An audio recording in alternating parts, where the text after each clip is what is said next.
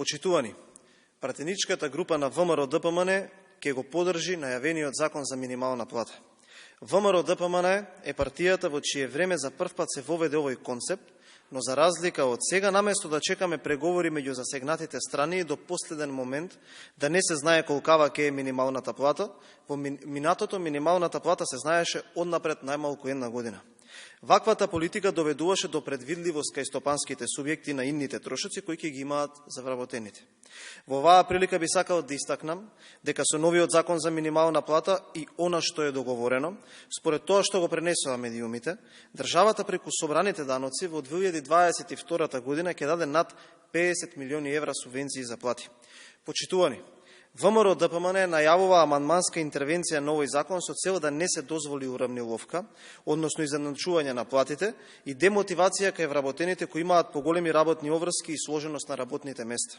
Токму затоа како пратеничка група ќе бараме усогласување на колективните договори со новата минимална плата од 18.000 денари. Очекуваме владеачкото мнозинство да излезе во пресред на барањата и платите на културните работници, на наставниците, на здравствените работници, но и на сите останати вработени во јавниот сектор да пораснат сразмерно со новата минимална плата. Ви благодарам, доколку има прашања, повелете.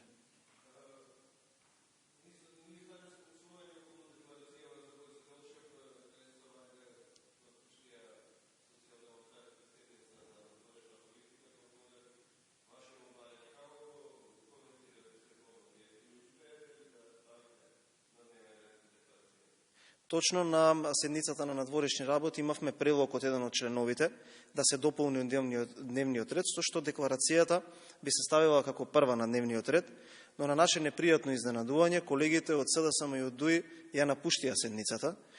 Можеа да останат, можеа и да гласаат против, уште подобро да останеа и да гласаа за, но за жал таквото бегање иде во директна корелација со нашите тврдења дека СДСМ и ДУИ преговараат за Гоце Делчев со Софија.